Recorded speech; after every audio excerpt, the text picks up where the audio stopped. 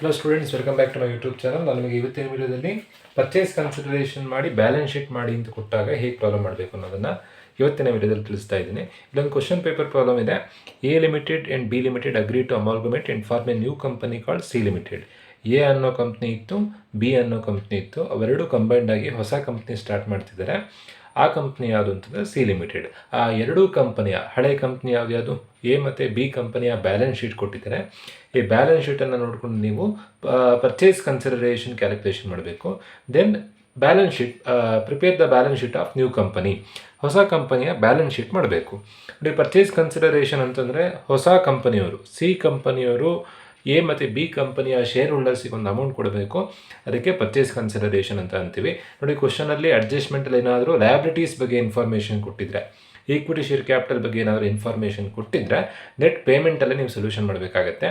So ಏನೂ ಕೊಡದೇ ಇದ್ದಾಗ ಅಸೆಟ್ ಬಗ್ಗೆ ಇನ್ಫಾರ್ಮೇಷನ್ ಕೊಟ್ಟಾಗ ನೆಟ್ ಅಸೆಟ್ ಪ್ರಕಾರ ನೀವು ಕ್ಯಾಲ್ಕುಲೇಷನ್ ಮಾಡಬೇಕಾಗತ್ತೆ. ಸೊ ಪರ್ಚೇಸ್ ಕನ್ಸಿಡರೇಷನ್ ಕ್ಯಾಲ್ಕುಲೇಷನ್ ಮಾಡೋದು ಹೇಗೆ ಅಂತಂದರೆ, total assets taken over. Balance ಶೀಟಲ್ಲಿ ಯಾವ್ಯಾವ ಅಸೆಟ್ ಇದೆಯೋ ಎಲ್ಲ ಅಸೆಟನ್ನು ಬರ್ಕೊಳ್ಬೇಕು, ಮೂರನ್ನು ಹೊರತುಪಡಿಸಿ. ಮೂರು ಯಾವುದು ಅಂತಂದರೆ PPD, ಬ್ಯಾಲೆನ್ಸ್ ಶೀಟ್ ಅಸೆಟ್ ಸೈಡ್ನಲ್ಲಿ ಏನಾದರೂ P&L ಅಕೌಂಟ್ ಅಂತ ಕೊಟ್ಟರೆ, ಪ್ರಿಲಿಮಿನರಿ ಎಕ್ಸ್ಪೆನ್ಸಸ್ ಅಂತ ಕೊಟ್ಟರೆ, discount on issue of shares ಅಂತ ಕೊಟ್ಟರೆ ಬರಲಿಕ್ಕಿಲ್ಲ. ಮೂರು ಅಸೆಟನ್ನು ಬಿಟ್ಟು PPD ಅನ್ನು ಬಿಟ್ಟು ಉಳಿದಿರೋ ಎಲ್ಲ ಅಸೆಟನ್ನು ಬರ್ಕೊಳ್ಬೇಕು. ಅಮೌಂಟ್ ಬರೀಬೇಕಾದ್ರೆ ಅಡ್ಜಸ್ಟ್ಮೆಂಟಲ್ಲಿ ಕೊಟ್ಟಿರುವಂಥ ಅಮೌಂಟ್ ಬರೀಬೇಕು. ಅಡ್ಜಸ್ಟ್ಮೆಂಟ್ ಕೊಡದೇ ಇದ್ದಾಗ ಅವ್ರು ಕೊಟ್ಟಿರೋವಂಥ ಬುಕ್ ವ್ಯಾಲ್ಯೂನೇ ಬರ್ಕೊಳ್ಬೇಕು. ಎಷ್ಟಿದೆ ಅಮೌಂಟು? 8 lakh ಫಾರ್ ಈ company, then 5 lakh for B company. Land and building ಆಯಿತು. Plant and machinery 5 lakh for ಈ company, then 4 lakh for B company. Then investment 3 lakh, 1 lakh. ಒಂದು ವೇಳೆ ಏನಾದರೂ ಕ್ವಶನಲ್ಲಿ C companies took over all the asset at 10% less than the book value ಅಥವಾ 10% more than the book value ಅಂತ ಏನಾದರೂ ಕೊಟ್ಟಿದ್ದರೆ ಎಲ್ಲದರಲ್ಲೂ 10% ಕಳೆದು ಬರೀಬೇಕು. ಲೆಸ್ ದ್ಯಾನ್ ಅಂತ ಕೊಟ್ಟರೆ, ಮೋರ್ ದ್ಯಾನ್ ಅಂತ ಕೊಟ್ಟರೆ ಎಲ್ಲದಕ್ಕೂ 10% ಆ್ಯಡ್ ಮಾಡಿ ಬರೀಬೇಕಾಗತ್ತೆ. ಸೊ ನೆಕ್ಸ್ಟ್ ಕೊಟ್ಟಿರೋವಂಥ ಈಗ ಆ ಥರ ಇದೇನು ಕೊಡಲಿಲ್ಲ, ಸೊ ಡೈರೆಕ್ಟಾಗಿ ಬರ್ಕೊಳ್ತಿದ್ದೀವಿ. ಡೇಟಾಸ್ 3 lakh 4 lakh ಇದೆ. Debtors 3 lakh 4 lakh. Stock 4 lakh 3 lakh 4 lakh 3 lakh. Next bank 2 lakh 1 lakh. So ಇವಿಷ್ಟನ್ನು ಟೋಟಲ್ ಮಾಡಿದಾಗ ಬರುವಂಥ ಅಮೌಂಟು 25 lakh 18 lakh ಬರುತ್ತೆ. ಅದು ಟೋಟಲ್ ಅಸೆಟ್ಸ್ ಆಗುತ್ತೆ. ಲಯಬಿಲಿಟೀಸ್ ಬರ್ಕೊಳ್ಬೇಕಾದ್ರೆ 5 ಎಂಟ್ರಿಯನ್ನು ಬಿಟ್ಟು ಉಳಿದಿರೋ ಎಂಟ್ರಿಯನ್ನು ಬರೀಬೇಕು. 5 ಎಂಟ್ರಿ ಯಾವ್ದು ಅಂತಂದರೆ, ಈಕ್ವಿಟಿ ಶೇರ್ ಕ್ಯಾಪಿಟಲ್ ಬರೀಲಿಕ್ಕಿಲ್ಲ, ರಿಸರ್ವ್ಸ್ ಬರೀಲಿಕ್ಕಿಲ್ಲ, ಡಿವಿಡೆಂಡ್ ಈಕ್ವಲೈಸೇಷನ್ ಫಂಡ್ ಬರೀಲಿಕ್ಕಿಲ್ಲ, SRPRD ನಾನು ಪ್ರೀವಿಯಸ್ ವಿಡಿಯೋದಲ್ಲಿ ಫಾರ್ಮೆಟ್ ಎಕ್ಸ್ಪ್ಲೈನ್ ಮಾಡಿದ್ದೆ. 5 ಎಂಟ್ರಿ ಯಾವುದು ಅಂತಂದರೆ, ಎಸ್ ಫಾರ್ ಶೇರ್ ಕ್ಯಾಪಿಟಲ್ ಬರೀಲಿಕ್ಕಿಲ್ಲ, R ಫಾರ್ ರಿಸರ್ವ್ಸ್ ಬರೀಲಿಕ್ಕಿಲ್ಲ, P for profit and loss account, reserves and surplus ಬರೀಲಿಕ್ಕಿಲ್ಲ, P for profit and loss account ಬರೀಲಿಕ್ಕಿಲ್ಲ, R ಫಾರ್ ರಿಟೈನ್ಡ್ ಅರ್ನಿಂಗ್ಸ್ ಬರೀಲಿಕ್ಕಿಲ್ಲ, D for dividend equalisation fund ಬರೀಲಿಕ್ಕಿಲ್ಲ. So ಉಳಿದಿರೋ ಎಂಟ್ರಿಯನ್ನು ಬರೀಬೇಕು. ಉಳಿದಿರೋ ಎಂಟ್ರಿ ಯಾವುದು? ಸೆಕ್ಯೂರ್ಡ್ ಲೋನ್ ಕೊಟ್ಟಿದ್ದಾರೆ. ಫಸ್ಟ್ ಕಂಪನಿಗೆ 4 lakh ಕೊಟ್ಟಿದ್ದಾರೆ. ಸೆಕೆಂಡ್ ಕಂಪನಿಗೆ ಯಾವುದೇ ಥರ ಅಮೌಂಟ್ ಕೊಡಲಿಲ್ಲ.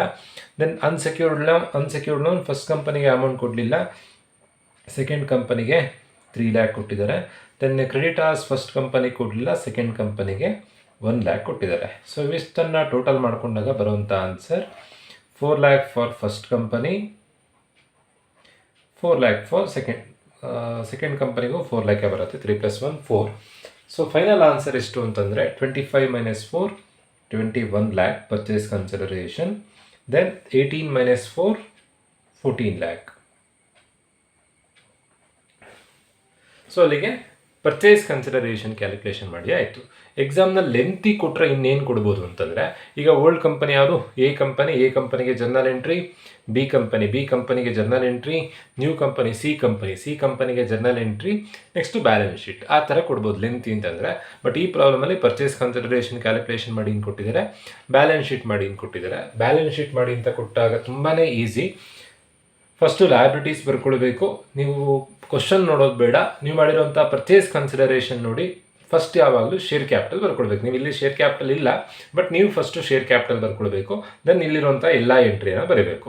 ದೆನ್ ಅಸೆಟ್ಸ್ ಬರೀಬೇಕಾದ್ರೂ ಅದೇ ಥರವೇ ಇಲ್ಲಿರುವಂಥ ಎಲ್ಲ ಅಸೆಟ್ಸ್ ನೀವು ಕ್ವಶನ್ ನೋಡಿ ಬರಿಬೇಡಿ, ಪರ್ಚೇಸ್ ಕನ್ಸಿಡರೇಷನ್ ನೋಡಿ ಬರೀರಿ. ಬಟ್ ಫಸ್ಟ್ ಲಯಬಿಲಿಟಿಯಲ್ಲಿ ಫಸ್ಟ್ ಬರ್ಕೊಳ್ಬೇಕಾದ್ರೆ ಶೇರ್ ಕ್ಯಾಪಿಟಲ್ ಅಂತ ಬರ್ಕೊಳ್ಬೇಕು.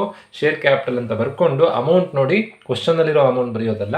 ಪರ್ಚೇಸ್ ಕನ್ಸಿಡರೇಷನ್ ಏನು ಆನ್ಸರ್ ಬಂದಿದೆ, 21 lakh plus 14 lakh, 21 10 31 4 21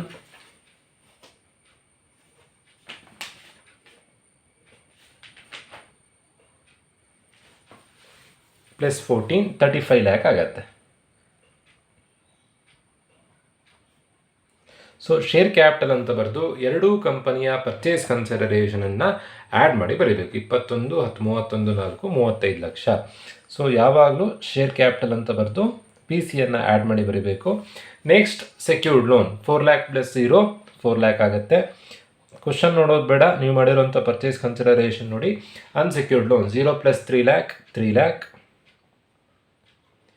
next creditors 0 plus 1 lakh 1 lakh. Total ಮಾಡಿದಾಗ ಬರುವಂಥದ್ದು ಟೋಟಲ್ ಲಯಬಿಲಿಟೀಸ್ 35 4 39 1 40 43 ಲಕ್ಷ ರೂಪಾಯಿ ಟೋಟಲ್ ಲಯಬಿಲಿಟೀಸ್ ಬರುತ್ತೆ. ಈಗ ಅಸೆಟನ್ನು ಟೋಟಲ್ ಮಾಡಿದ್ರು ಇಷ್ಟೇ ಆನ್ಸರೇ ಬರಬೇಕು. ಬ್ಯಾಲೆನ್ಸ್ ಶೀಟ್ ಮೀನ್ಸ್ ಬ್ಯಾಲೆನ್ಸ್ ಆಗಬೇಕು. Land and building 8 5 13 lakh. ಎರಡೂ ಕಂಪನಿಯ ಅಮೌಂಟನ್ನು ಆ್ಯಡ್ ಮಾಡಿ ಬರಬೇಕು. ಇವೆ ನೋಡಿ, ಎ ಕಂಪನಿ ಮತ್ತು ಬಿ ಕಂಪನಿ ಅಸೆಟ್ಸ್ ಎಲ್ಲ ಸಿ ಕಂಪನಿಗೆ ಹೋಗುತ್ತೆ. ಸೊ ಎರಡೂ ಕಂಪನಿ ಅಮೌಂಟನ್ನು ಆ್ಯಡ್ ಮಾಡಿ ಬರೆದ್ರೆ ಆಯಿತು. Plant and machinery 5 4 9 lakh. Then 3 1 investment 3 1 4 lakh.